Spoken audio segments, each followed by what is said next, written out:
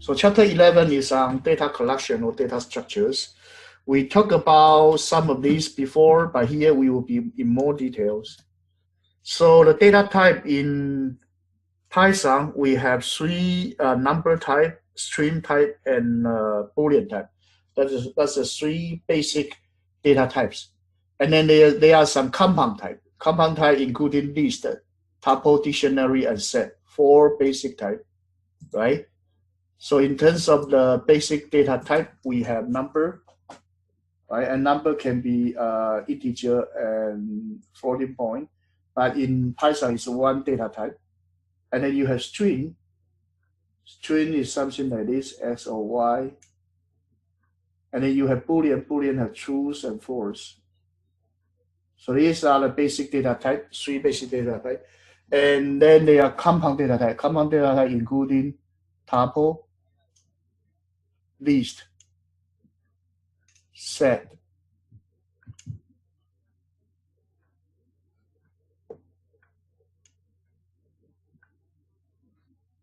and the dictionary, four different data types. We talked about this before, and this chapter we will continue to work on this, but in more detail.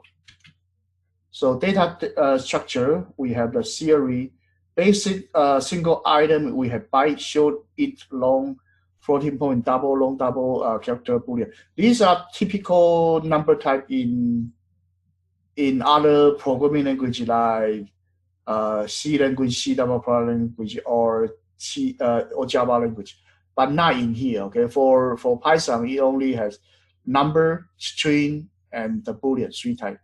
Okay, but in the computer, if you really save the data onto the computer, it still have many types, just like this: 8-bit type, 16-bit type, 32-bit type, 64-bit type, 128-bit type. Okay, so on the machine, there are still many types. And then you have the compound data type. You have array, string, queue, stack, hash table, linked list, double linked list, circular list. Okay, and you have 2D metric, tree, and dictionary. And you have 3D or above. That's a higher dimension array. And these are called the tensor. Higher dimension called tensor is used for artificial intelligence. Okay, so here we focus on the 1D and 2D and the single item data structure for Python right here. So one dimension, we have array, string, queue, stack, linked list. And in the basic language, we only provide list, but list can be used for array, for queue, for stack, and we also have the string. So these are conceptual data type and can be implemented by the list provided by Python. Okay, and then we have 2D data type. We have tree, we have dictionary, we have 2D array, we have records, we have hash table, binary link tree, and multiple tuple tree. These are different data structure will be taught in data structure course. Okay, but here I just briefly mentioned it. And multi-dimensional data are called tensor. Okay, you have 1D called vector, 2D called matrix, 3D called array, and 3D and higher called tensor. And actually 1D, 2D can also be called as tensor. And right now tensor is a hottest term.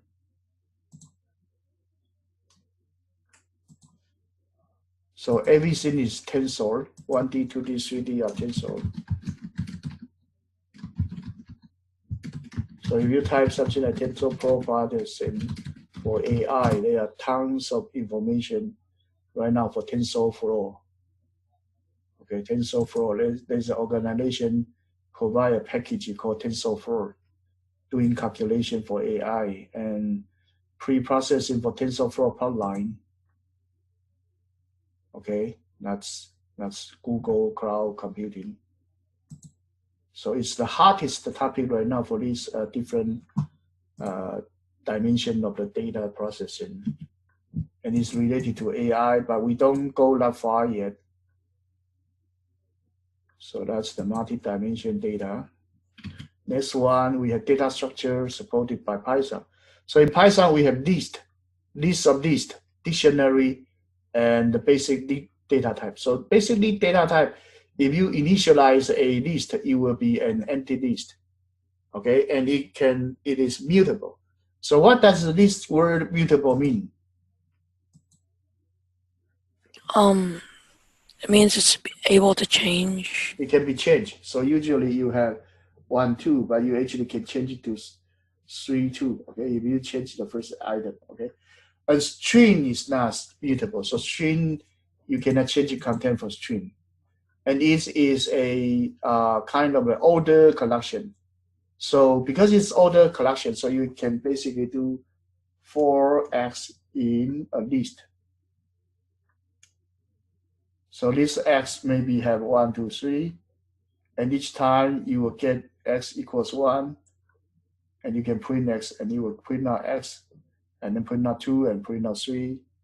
So that's the ordered data type. And ordered data type, we call it iterable. It's called iterable. Any ordered collection is called iterable. Okay, you can actually print it by, actually you can access each individual data by using the index. And what is index? Index is you have 1, 2, 3. So you have A of 1 means this 2. A of 0 means this one. And this number is called indexing. Okay, that's this data type. And we also have dictionary list, and list of this, and also tuple. And dictionary is similar to this. It said that there's a key and value pair. Okay, there's a list and keys and value pair. So why data structure? Program development time, program efficiency, program maintenance. So why we actually want to have data structure? If the data amount is small, yes, we go here. And then if the data's size is predictable, then we use a linked list. Okay, and if it is, if it is not predictable, we use linked list, because linked list you can grow the size of the list. If it is predictable, we use array or unordered array. So array, it usually has fixed size. List has flexible size. But in our Python, list is flexible, can be used as array, and also it's a flexible size. So there is no difference between the array and list. And if you want to use the traditional concept of the array, you should use a package called NumPy. And NumPy has an array that you can use. So NumPy has array. You can use a NumPy array to initialize a array, but not in general or basic Python. You have to use the NumPy. Okay, and then you search for insertion for hash table. If you search in an insertion must be fast, you do hash table, because hash table actually will convert your data to get the data faster.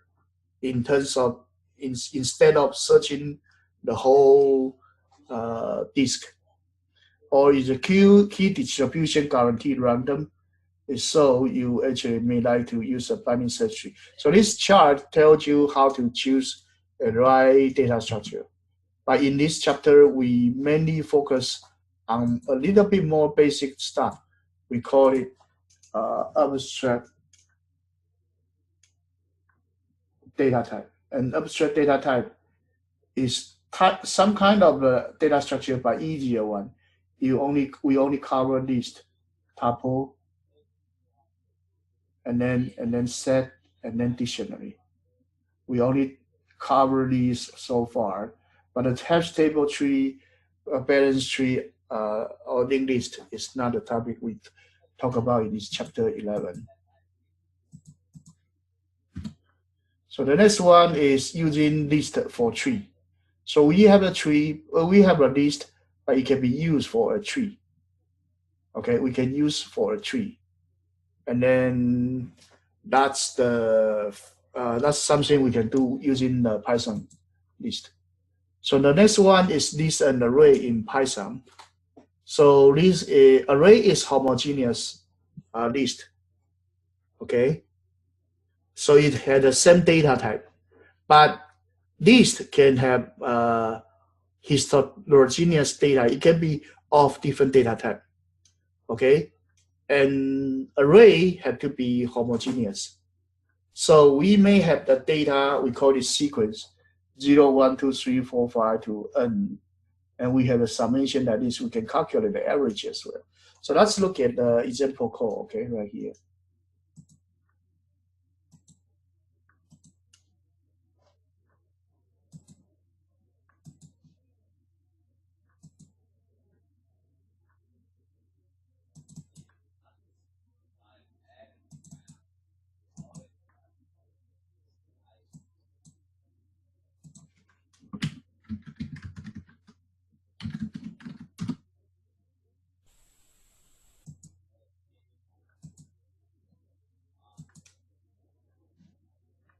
So chapter 11, let's talk about sequence first.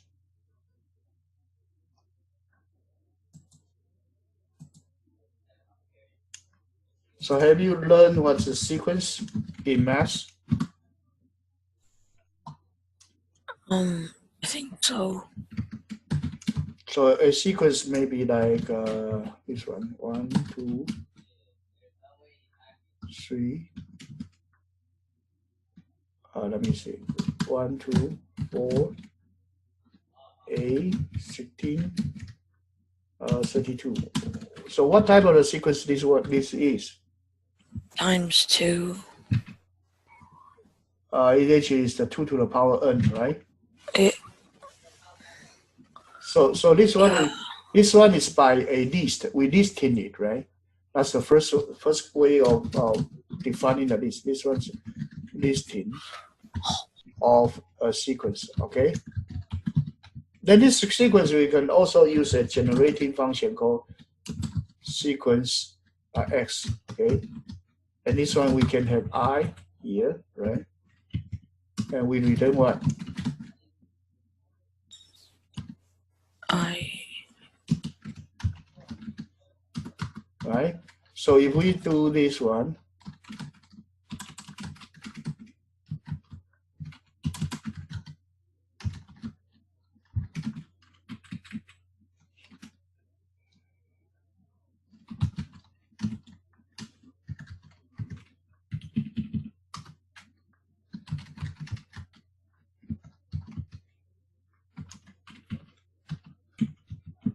and this is also iterable, so we can also do this one.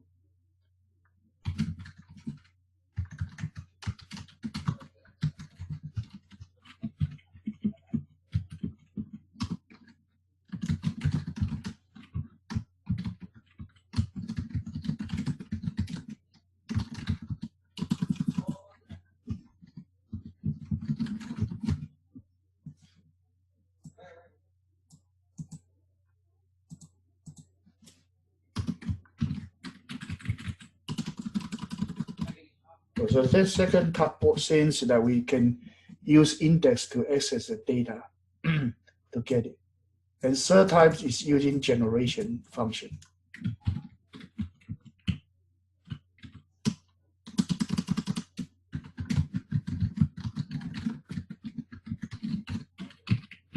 So instead of using this one, we do this one. Okay? Wait. You spelled the seg x wrong.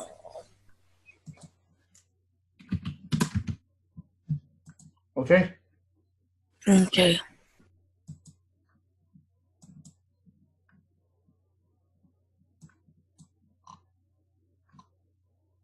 See this time the same thing. So the first thing is that every time I get something from SEQ and I print it. Second one is actually I use my index. So starting from 0, so I find SEQ 0, I get 1. And then SEQ 1, I get 2. Okay, so that's using indexing. Third one, I'm using generating function. Give me an I, and I use this formula to generate it. Right? And there's another one.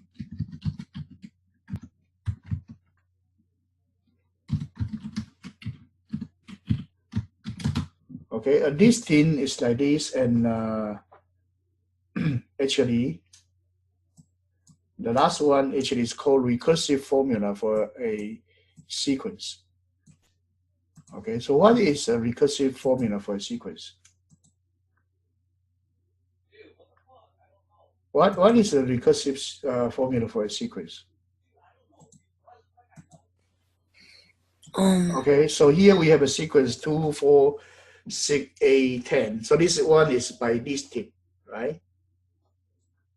And we can actually say my A1 is 2, my A2 is 4, my A3 is 6, my A4 is 8, my A5 is 10. So my AN will be 2N.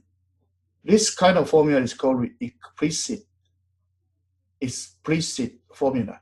And there is another kind of formula is that my A1, my initial one is 2. We can call this one a base case.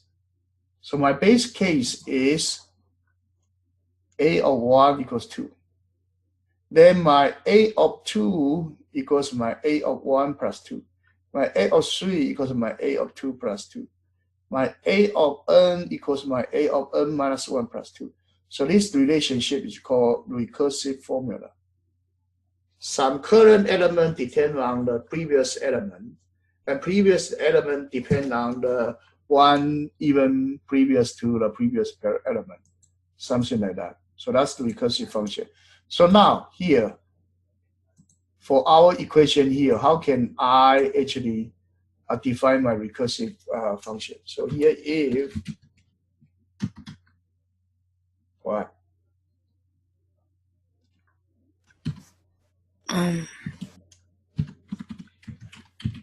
If I equals 1, what should I do? Return 1, right? Yeah.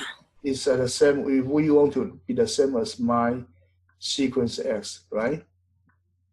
So here then,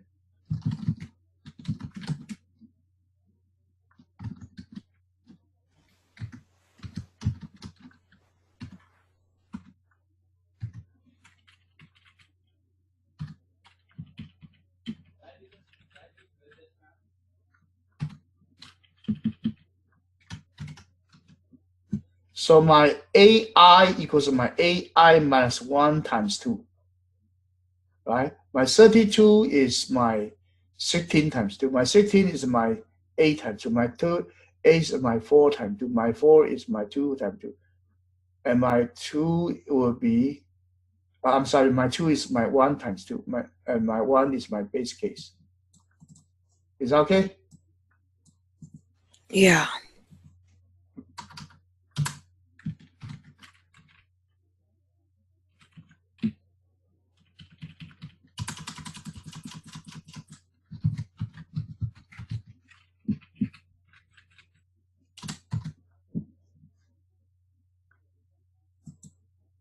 So this one is start from, actually started from I equals 0. So the thing is like, actually I should actually give it a 0. So when I of 0, it will return 1, okay? So because it's starting from I equals 0, so that we do it that way. And that's wrong. So actually it still generate the same thing. Generative function, recursive function, they actually generate the same thing. Is that okay so far? So that's different way to represent a sequence. So what are the different way to represent a sequence? You do it by listing it down. You do it by explicit function, right? Or you do it by recursive function, right? So there are several different ways. So how can I get a sum for all of these? How can I get a sum for all of these? Say if I have this one, and how can I get a sum for this guy? Sum them up. How can I do it? List. How can I do it? Yeah, go ahead. Tell me how to do it. You make a list and then put take one at a time and add them. Mm-hmm.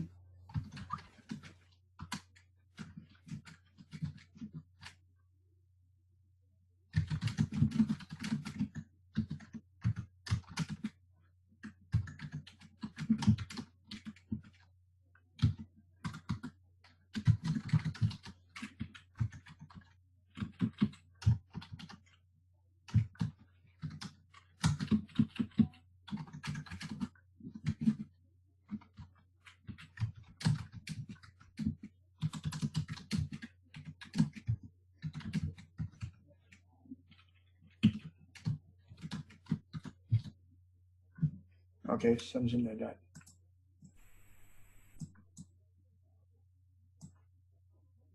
Okay, the sum is 63. Why? Why the sum is 63? Because all of them added up equals 63. Is it?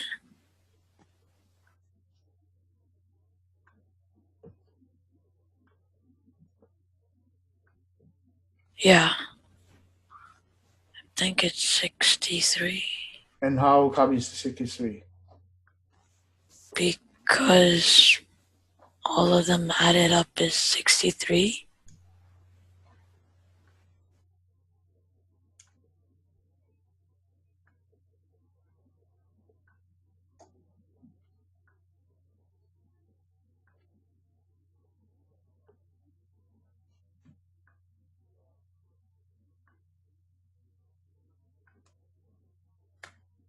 So x6 minus 1 equals x minus 1 times x5 plus x4 plus x3 plus x2 plus x plus 1. Okay, so now x equals 2. So 2 to the power 6 minus 1 would be equal. This one is 1. 2 minus 1 is 1. So you end up with 2 to the power 5 plus 2 to the power 4, 2 to the power 3 plus 2 to the power 2 plus 2 plus 1. That would be 63. Okay? That would be 63 for you. And what are the other way that you can do some?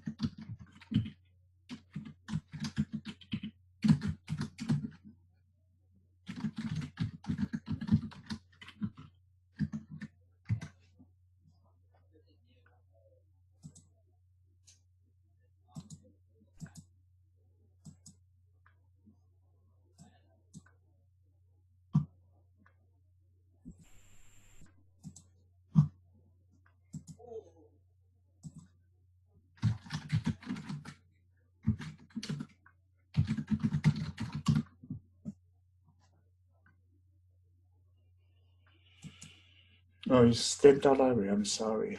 It actually is standard library, so it doesn't need a math. That's it actually is a sum like this. Wait, I have a question. Yes. When you write sum and then the sequence equal the percentage d, what does that do? Percentage t is for digits, digit number. So it puts the sum and then percentage after that. It puts the sum sequence into percentage d.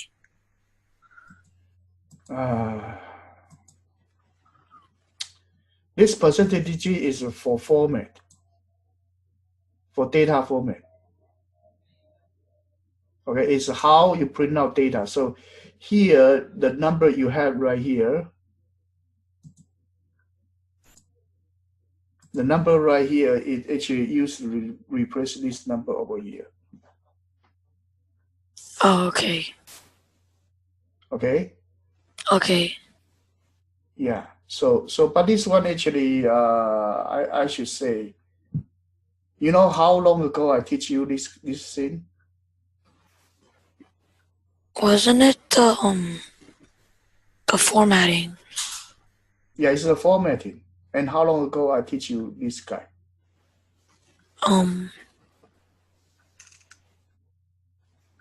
It's in the lecture 1. First day I talk about Python in the summer. I already teach you this, and this we have been using it over and over again. So you have to pay more attention, okay? Okay. If you do something like this, we have been doing maybe more than 30 or 40 different lectures, and you still, for something from day 1, you still cannot remember. That's not a good sign, okay? That means you are not learning anything at all. Okay? Yeah. I'm not kidding, okay? Actually, I'm not kidding. It's something I actually cover, in the summer we do this do math for this one called doing math for Python. And we actually has this starting from the numbers. Okay, starting from a number, and we actually do some discussion before a very difficult portion. Let me see. Here we already discussing the print now. If not in this lecture one, we actually may cover it in. Here we have the input format, and then we do print now. Okay, we do print now. We already use the percentage sign over here. Okay, so that's long ago, very long ago. It's actually day one when we discussed the this doing math for Python. Okay, and chapter 2, same thing. They have a formal discussion when we come over here, right? We have that different formatting string. It's the whole lecture. We spend a lot of time on this. Okay, we really spend a lot of time on this. And if you really don't understand it, you should ask, or you should try to use it. Don't just learn things passively. Otherwise, it's totally a waste of time. Okay. Now let's go back to our this portion. We actually finished this one. We get a sum, right? We get a sum, and we can also get the average. So the average is what? If we want to calculate the average for a sequence, it's called mean.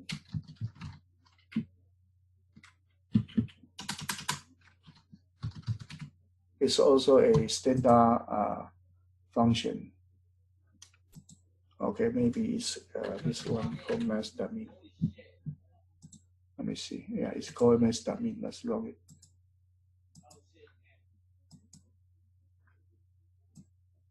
See, it's not in there. No such things. Okay, let me search for internet. Okay. So no Python.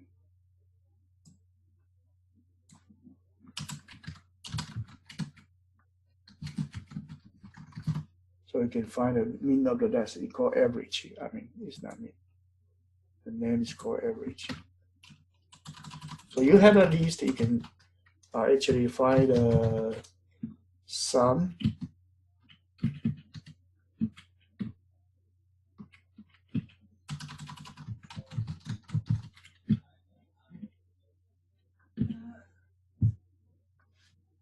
How come it's still unresolved?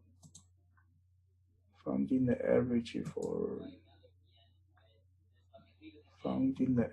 for it actually is called. Oh, it's in NumPy. Okay, it's in NumPy. So that's import NumPy.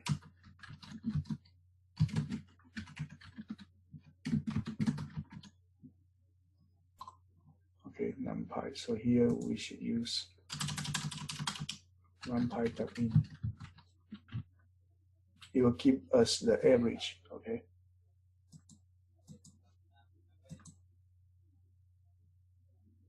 Wait, let me stop.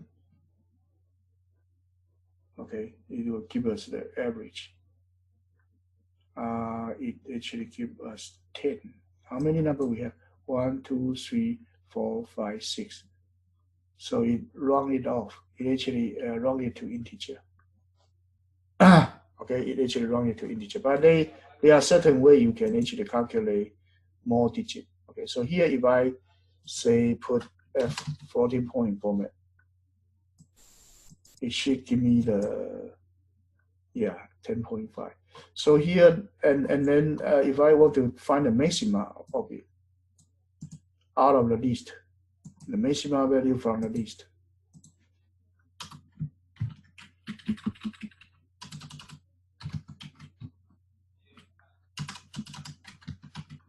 Okay, and also for the minimum for the list.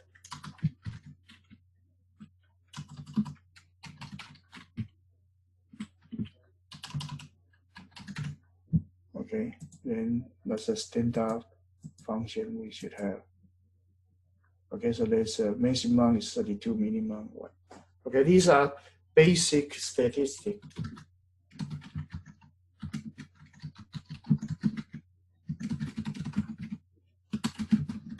For a list. Okay, so for this, we can operate these different statistics. We can do concatenation to connect two lists together. We can do repetition if you put a star. We can do indexing or slicing with different indexing, or we can find the length for this sequence, or we can do iteration, put your sequence in here and iterate for a variable, and we can do member check whether a number or a expression is in the sequence or not. So that's different function, and we also can do append to append some number into there, do sorting, do reverse, do indexing, find some elements index, or insert at a certain location with some member number, or count something, or remove something, or pop it out. Okay, these are different functions. So this is a sequence of items stored as a single object. Items in a list can be accessed by indexing or sublist. You can also call sublist, but sublist you achieve by slicing. So these are mutable. You can swap the members, and individual items and entire slice can be replaced by assignment statement. So this support a number of convenient and frequently used methods. This will grow or shrink as needed. Okay, and we can find a mean, standard deviation, this kind of things. But we actually just show you how to do it by simply calling the functions. Okay, so there are also something called mode or median. So let's try the median. Let's try the median. So it probably same as this one called numpy.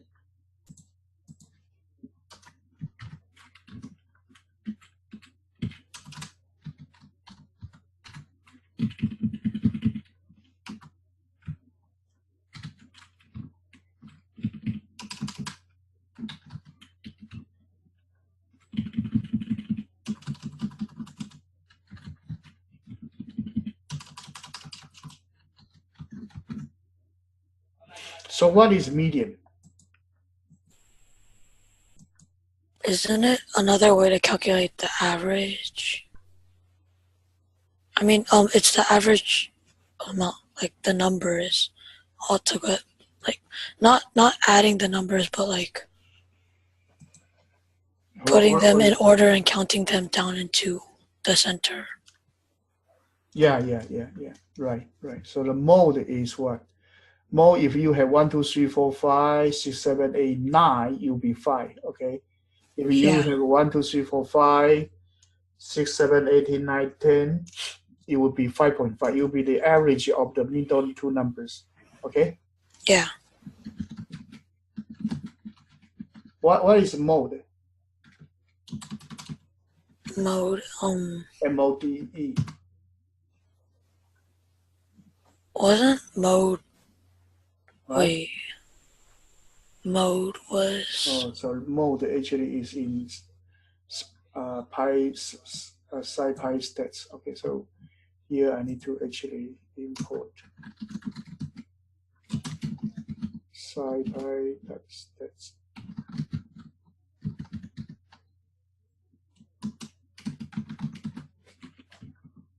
NumPy SciPy.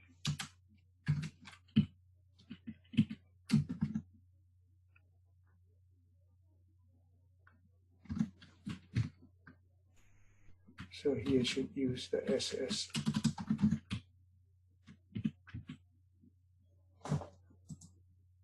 You will find out what is mode.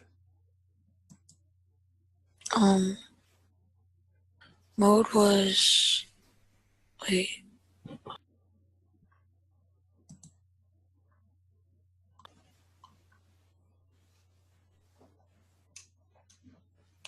Medium was counting. Median is counting the middle one, right? Yeah, and Mode is mean what? is also Mode- average. I'm sorry, mode cannot be this thing.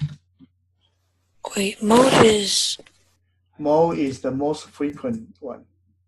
Oh, yeah. Okay, mode is actually the most frequent Mode. one. Mean, median, mode. Okay. I should try this mode, whatever. And there's a range too, right? Yeah, it's a range to here should be axis. This import from spicy import states. So it's a states the mode. Okay. So it should be from SciP import states plus SS. This will work.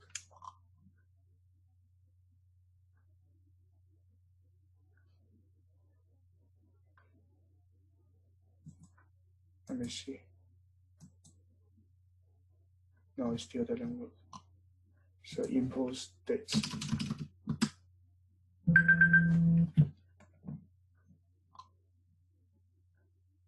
Okay, here to states.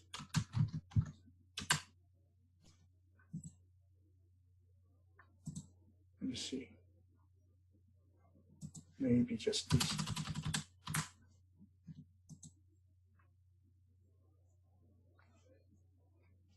And result.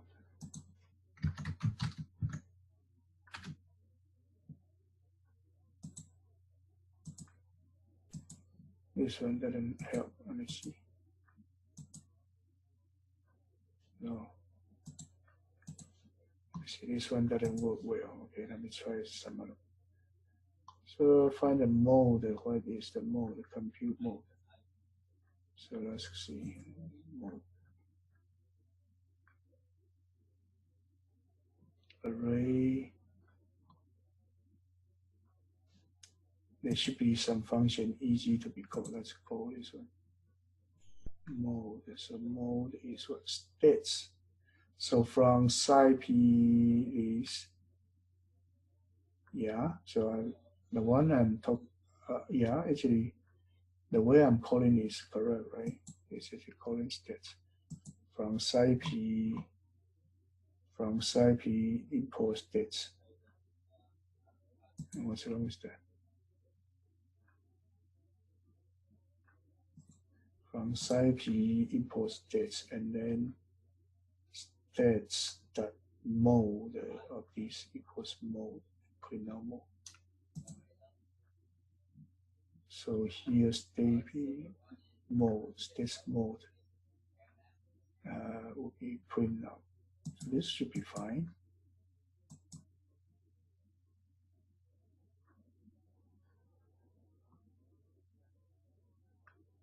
It takes a lot of time. So what's wrong with it? Here is like type not all arguments.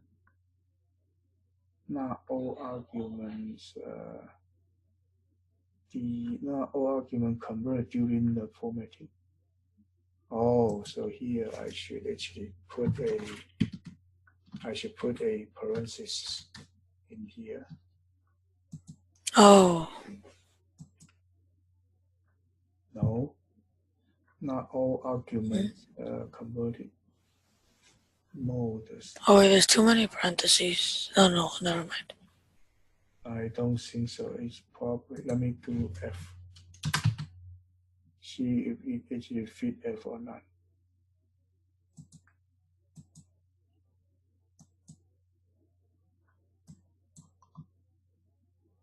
Not all argument converted. Anyway, I'll check this one out. Let me check it out, okay? Let me check it out and I will find the answer later, okay? Don't worry. So that's the basic operation for doing these different things in a state. And you can write program to calculate the, to enter all the string from states.py and calculate the sum, mean, those kind of things, standard deviation, and find the median, okay? So that's some program we can look at. So now let's look at those programs from the standard library, from the book's standard library. So the book has some program like that. So here, let's do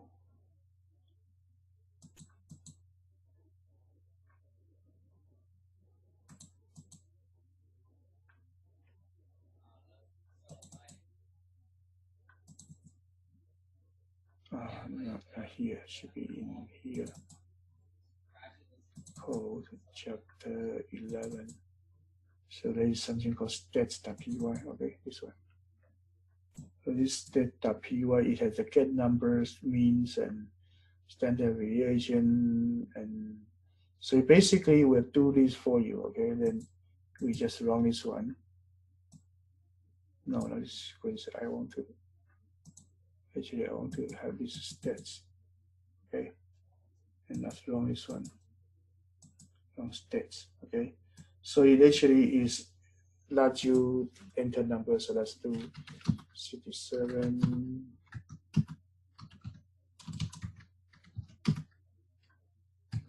Okay, when you are done, enter, and you will calculate the mean, standard deviation, and the mean for you. But you can choose to use library like what I show, or you actually choose to do define function to calculate it. Okay, so that's the two different options. And then okay, we finish the stats. Okay, and then the next one is the student record. So for students, you can get name from input file, and then you can read the student information to the list and sort by GPA. Okay, so there's a GPA sort function. Okay, before we do GPA sort function, let's actually look at not this one. Let's look at that library, chapter 11 demo. No, let's open a new project. Let's open this one, chapter 11. Okay, so over here, it has something called GPA sort. You'll be sorting for GPA, but we don't care about it. Let's look at the data. The data is student.txt. It's something like this. So there is a person's name, total hour that you go to class, and total point that he attend. So we based on these three values to calculate GPA. Okay, is that okay? Yeah. So the last one is the total Q point. What is Q point? Q point is like, so for example, if this person take 18 hours, he may have like 4 credit hours, 3 credit hours, 3 credit hours, 4 credit hours, and then what? Another 4 credit hours. Okay, so 5 class, and he may end up 2, 3, 4, 2, 1. This one is the GPA.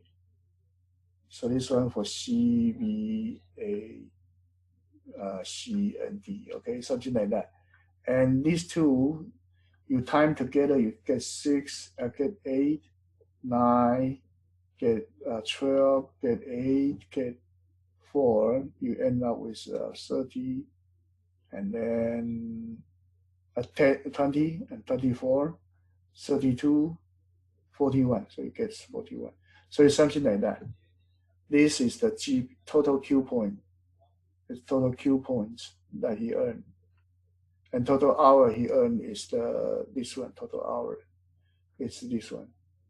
That's a total hour. And you got the Q points divided by total hour. You should able to get your GPA. So here we have a GPA file. We have a student, main student, and main function. So let's run this one.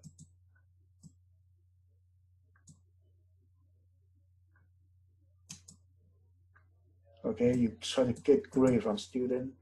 So student is student.txt. Okay, and you will find the best person.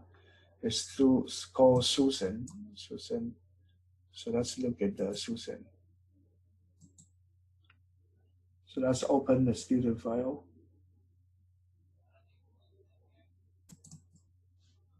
So Susan has 4.0 GPA, is the person who has the highest GPA. Okay, so the GPA function here, it actually, in the main program, it will ask you for the file name. So for me, I type in students.txt. So open the file, and then for each line, for the first line, I make students. So basically, it read in a certain data, and then we split the data into name, hour, and Q point. And use name, hour, Q point, you make a student. Okay, and when you try to call the student function, it lets you come to here to call this constructor. You assign the name, hour, and Q point into 3 data field. Okay, that's how you actually split by tab.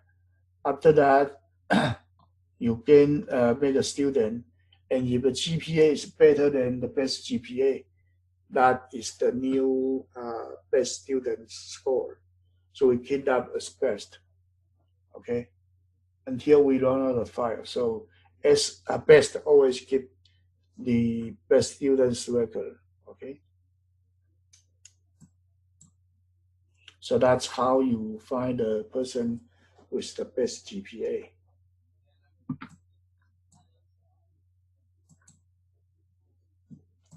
Okay, that's the GPA sort. That's the GPA function. And then next one is to do sorting. So you basically read in the name of the data file and read the data and sort the data by the GPA data field. Okay, let's do this one. So same as the previous one, we read the data from a file, and then we assign those data into a data set. Okay, and then we sort it by students get Q points. Okay, after that, we will be able to show it. Okay, so let's go.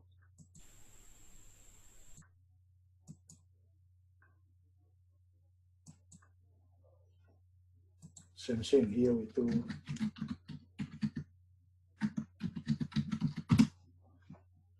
output file.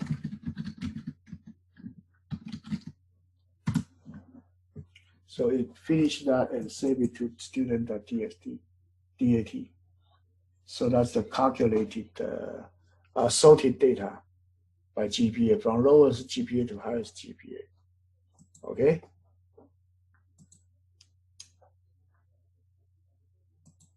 Okay, we have about 1 hour, and we probably take another lecture to finish because we need to do calculator and pipe. Okay.